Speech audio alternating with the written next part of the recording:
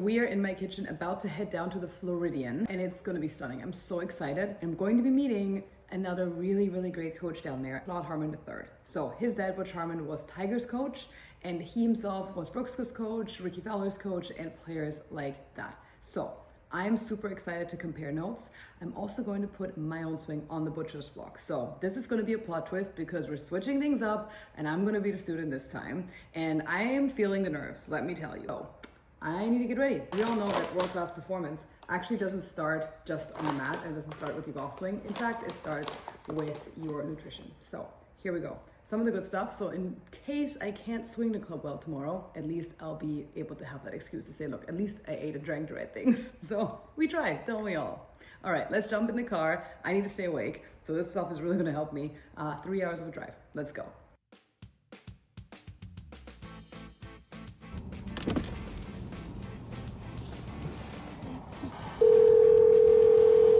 I'm here to see Claude Harmon.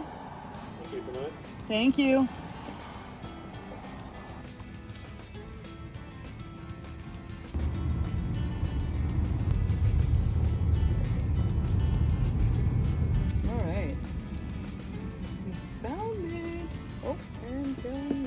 Parking spot that's open. Blonde lady parking here, guys. You know, we try. Very excited about this. Here we go. This is it. This was only a 3-hour drive through the boondocks. Now we're on the other side. Literally, if you guys have driven through Florida, and I've been in Florida for a long time, I can positively say I've never been on that road. So now we're gonna go have some coffee with Claude. Coffee with Claude. I feel like that should be a TV show.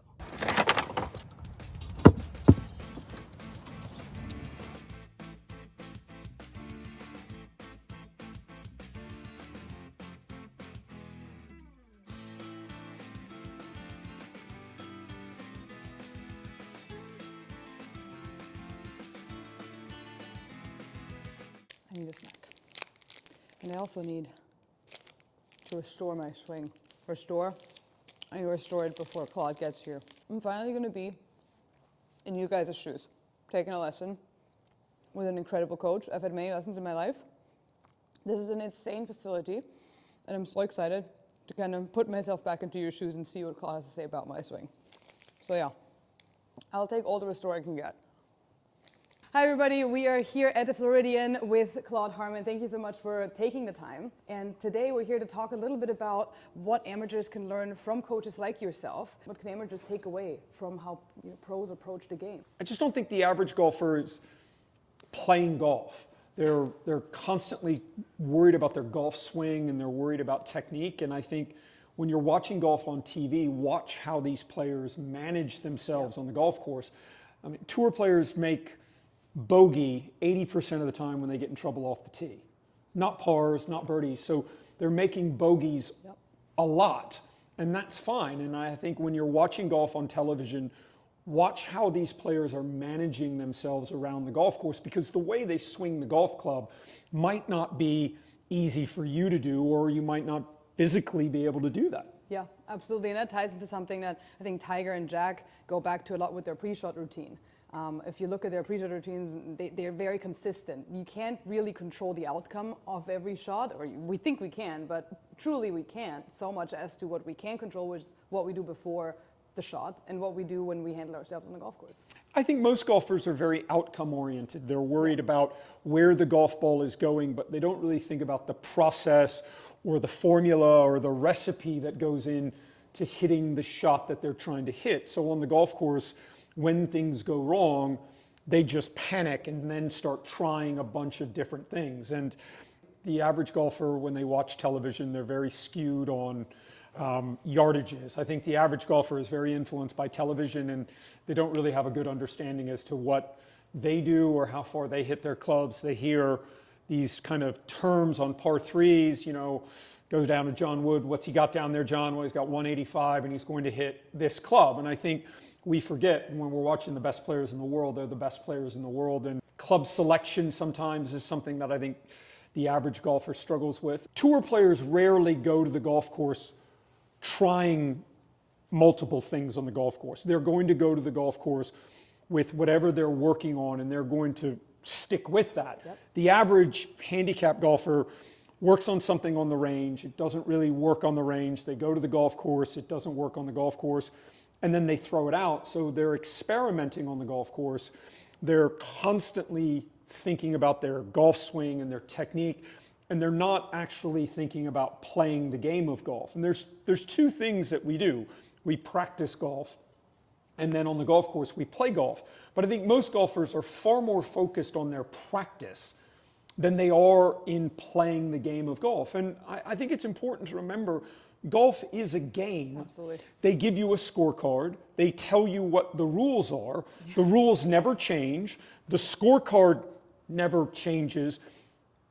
But the way that you play the game of golf is very different than the way you practice it. And unfortunately, the way you warm up and the way you're hitting golf balls on the range, unfortunately, isn't a determining factor of what you're going to do on the golf course.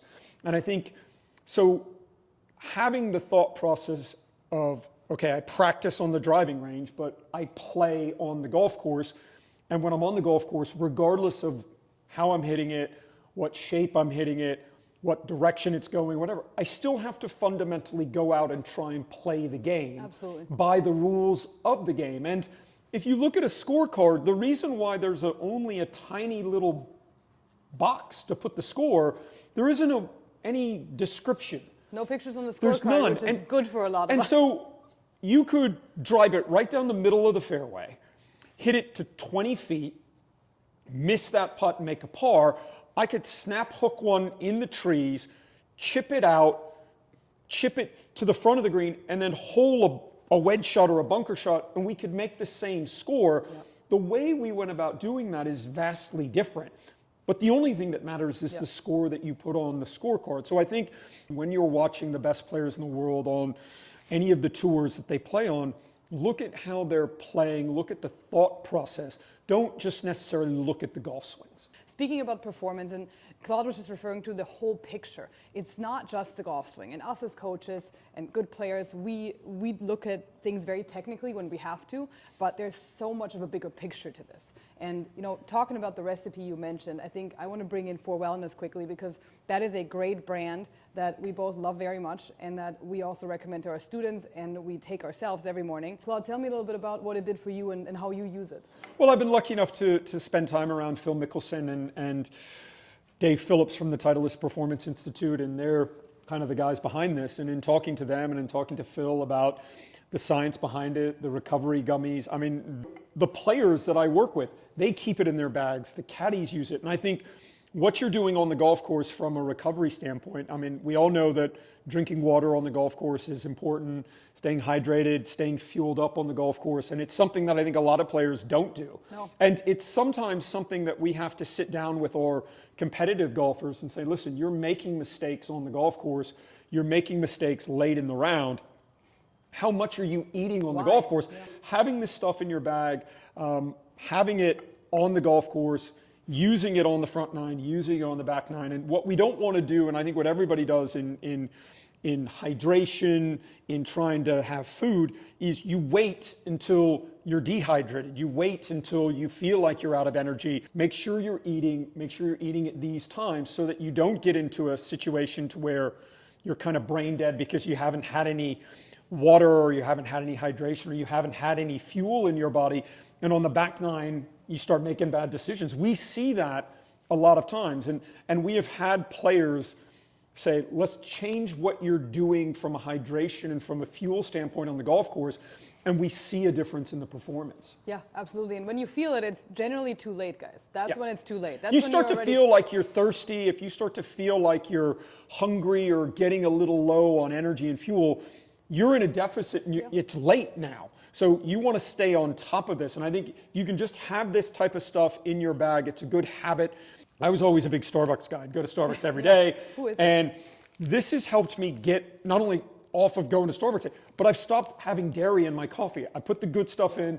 If it's got some flavor in it, I put a flavor. I like hazelnut, I like vanilla. I put that in, put a little bit of honey, I put the good stuff in, but I don't put any dairy in my coffee anymore. And that has been a game changer for me. Saving your money. Saving me money, absolutely. I love that, I love that. And also, I had some before you got here because these Restore gummies, I love these, and I was hoping they'd restore my swing for when we are about to look at my swing, because we're about to. I don't know if they do that, but we'll see what we can do. Well, we'll let you know afterwards. We'll see what happens, but I'm about to put my swing on the chopping block here. Just for today, in the honor of me meeting up with Claude here, we're gonna have a code for you guys, which gives you 50% off your first order if you subscribe, and then 25% off any 4Wellness purchase for life, which is awesome. We're gonna pop a QR code up here for you to scan and check it out, so make sure you do, and we're gonna now jump into our lesson. It's a little bit of a thin contact. Where does it, Thin right is usually the miss, which I can work with, but.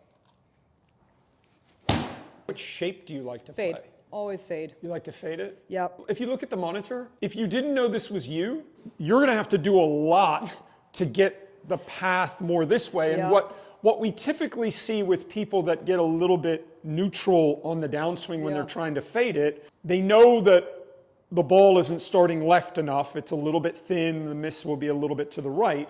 You've got to do something as you're delivering the golf club into impact to shift the path left enough. And when I start to see players that are trying to fade it, get it too narrow, the way that they shift the path is to have the weight go back and pull across it that way. Puts a lot of pressure on my back too. And yeah, so I think it's going to put more pressure on your back here, because as this is coming in neutral, you're going to have to side bend a lot and hang back with your weight just to try and get the path left. I'm far more interested in where the ball is starting for the shape that you as the player say that you're trying to hit, because I don't really care which direction players hit it. I work with players that fade it, I work with players that draw it.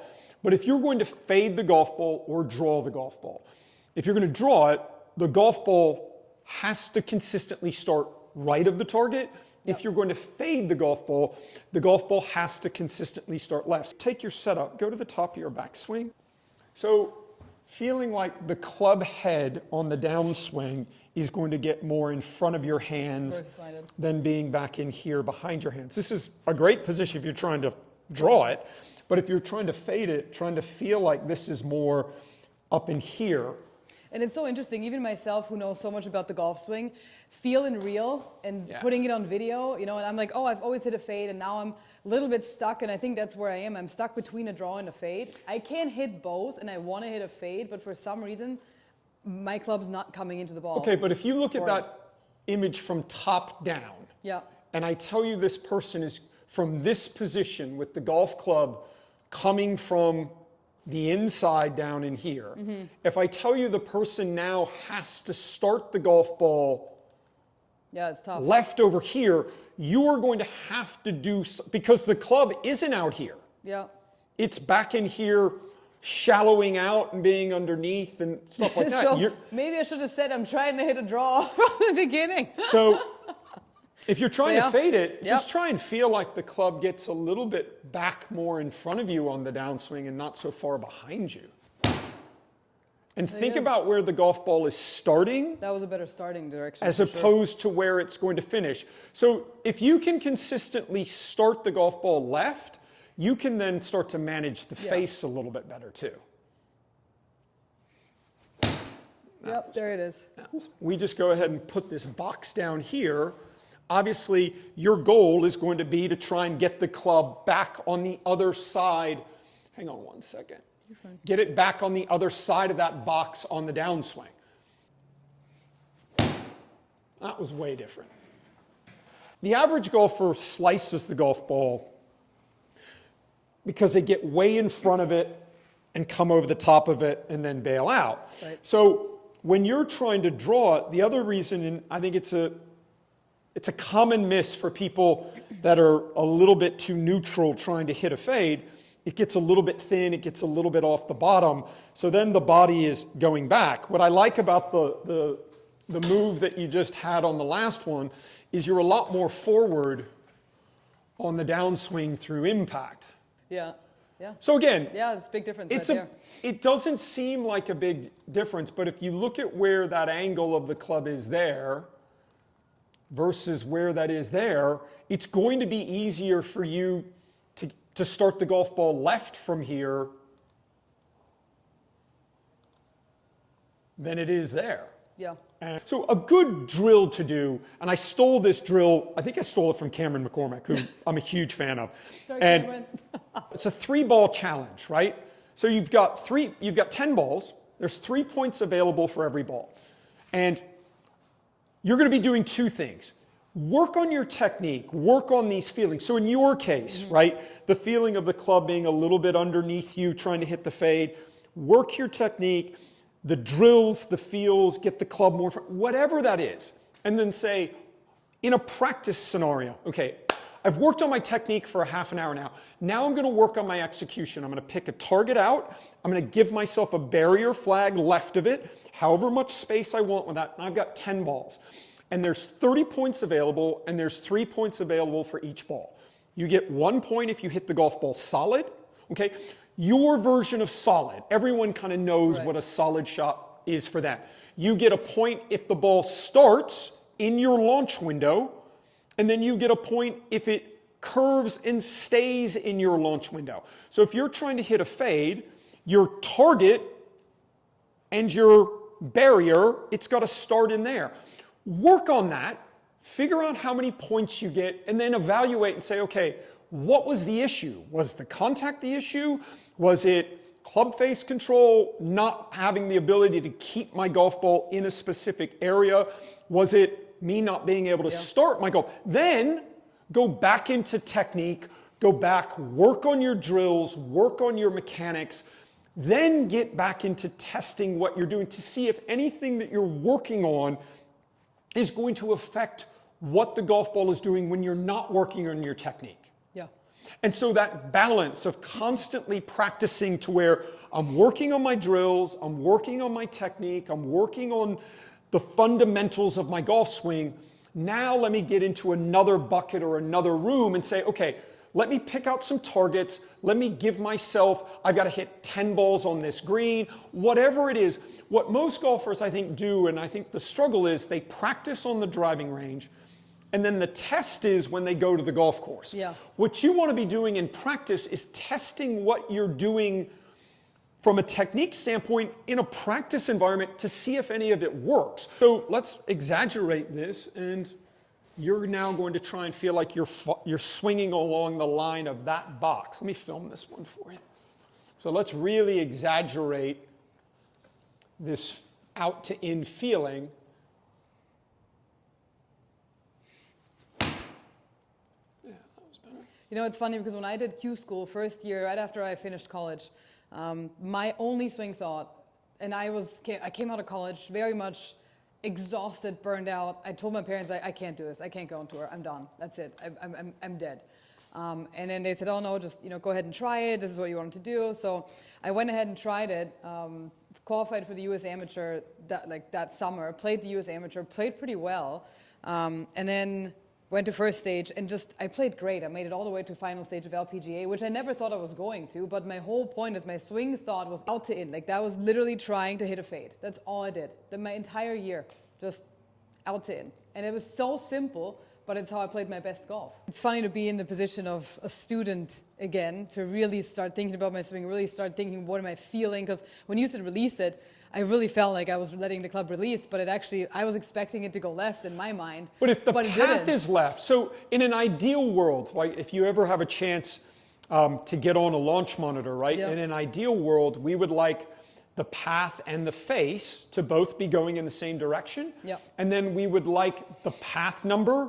So to be a good more example, left. Brooks and DJ, when they're hitting kind of a 7-iron as faders of the golf ball, they kind of live in, the path is kind of in that 3 to 4 range, and the face is kind of in that 1.5 to 2 range. Anytime the face starts to get more, that's when they struggle. But that tends to happen when the path gets out of whack.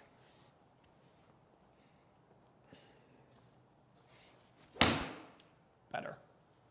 Thinking and doing it in small motion. So now take a setup, and you are going to go, no ball, you're going to go waist high back and waist high through with a fade feeling. Okay, do that again. Let me film that for you so you can see that. Hang on 1 second. Okay, show me that. Go and show me the fade feel. Okay. All right. So if you That's more, definitely more of kind of the fade feeling, to where you were doing that more to where the club was here, and then the body was doing a lot more of that as it turned and supported the club through. And then what we'll do now is make a couple of draw feels, so waist high back, and feel like you're going to have a little bit more of a draw feel. Okay. So these are very, very different. So the draw feel, the club's a little bit more on the in, so that the club could be a little bit more on the in coming down. We're going to see the fade feel. The club is a little bit more outside of your hands. Incredibly important for the average golfer is when you're hitting golf balls on the driving range, regardless of the shape that you're trying to hit, put an alignment stick down. Always. Okay? So that if you hit a golf ball offline, you can eliminate alignment as being an issue. And then if you can say, okay, I've got a very specific target, I'm trying to hit this shape, the ball just finished 30 yards left of where I'm trying to hit it. Yeah. Okay, I didn't set up there. Then you can start to go, okay, it's not alignment, so it's got to either be the path or the face. For sure. And I see a lot of amateurs, the way they walk into the balls, and I think the one big issue too on the range, they don't actually walk into the ball, because what they do is this, they're like, yeah, and then they're here, and then there. Well, here's the other thing that we do for juniors, right? So let's say I go ahead and do that, right? I go ahead and I stick an alignment stick down, right? And so I'm trying to align my feet to this orange stake, right? Yeah. So I'm getting my feet up to there, and I go ahead and I film one kind of face on here. So I set up in this position, right? So my feet are here, and my club face is in this position, and I hit the golf ball like that. Left, thin, low. What I'll have a player do is, okay, can you recreate that miss for me from this position? So the club face is square. I'm set up like this.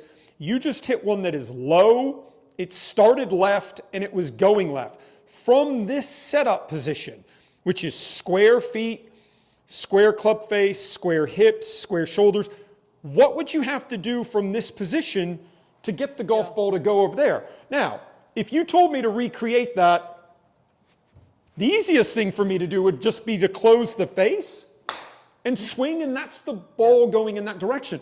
But people don't set up like that. So recreating the miss can sometimes say, okay, well, if I'm set up like this, my feet are like this, my shoulders, I'm not in the classic anti-slice setup, right, that the higher handicap gets to. The higher handicap reads to draw it, feet left, but the ball's way forward. They've hit so many to the right that they're in this position. It's very easy to hit weak high slices from here. It's harder to do it from here, but people do it. So then say, okay, well, I would then have to have my body work in a position. So everybody can tell you exactly what they're doing when they hit one poorly. But it's very hard for a lot of players to tell you what they do when they hit one well. And I think for the average 15 handicapper, if they went out and shot even par, they'd be driving home after they bought drinks for everybody, but they'd actually be driving home looking at themselves in the mirror and saying, I don't really have an understanding as to what happened, because they can't go back the following day and do the same thing again. So I think thinking about where your miss is, why that's happening, you can somewhat self-correct that on the range so that on the golf course, you can make some corrections on the fly that don't have to be kind of super catastrophic, involved retools. Yeah. All right, guys, just finished my lesson with Claude Harmon, and just want to pop on here because I had so much fun. This was way too much fun. I haven't had a lesson in a long time because, as you guys know, usually I am the one giving the lessons, but it's so nice to be able to actually conversate, talk, learn from some of these legends.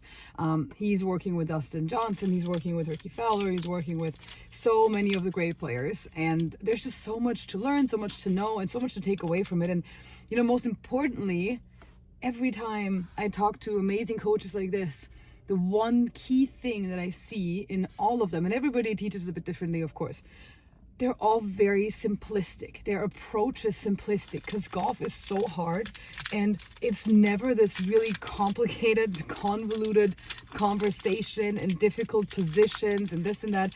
It is always this, obviously I need to look at where my ball starts, and that determines where it ends up, but really I'm only looking at where it ends up. So what a great time. Claude's an awesome guy. I mean, he's just the most incredible coach, and it's a privilege to have been able to spend time with him. I'm going to have this for wellness bar now because I need to refuel. I'm feeling not tired, but I mean, I drove 3 hours through the boondocks this morning. So yes, I'm very excited for this. I love these. If you ever are on the go, don't eat airport food. Whatever you do, do not eat airport food. So this is what we're eating. Cheers.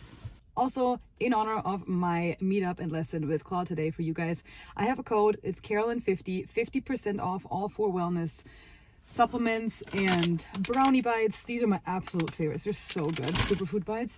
And it's 50% off your first order when you're subscribing and 25% off lifetime. So any order you place afterwards. And guys, honestly, I'm super picky with this stuff. I really don't love a lot of things to eat and just like picky with flavors, picky with ingredients. You can check the ingredients yourself. They're incredible and it tastes super good. And performance doesn't start on the tee. It starts way before then, guys. So, you know me, I don't recommend a whole lot of things. It's not my content. It's not who I am. So trust me on this one. Check it out. It's in the description box. QR code is in the picture. You can scan it. 50% off with the code Carolyn50 off your first order when you subscribe, and also get 25% off for the rest of your life. I mean, that's pretty decent. I'm gonna scan my own QR code at this point. So see you next time.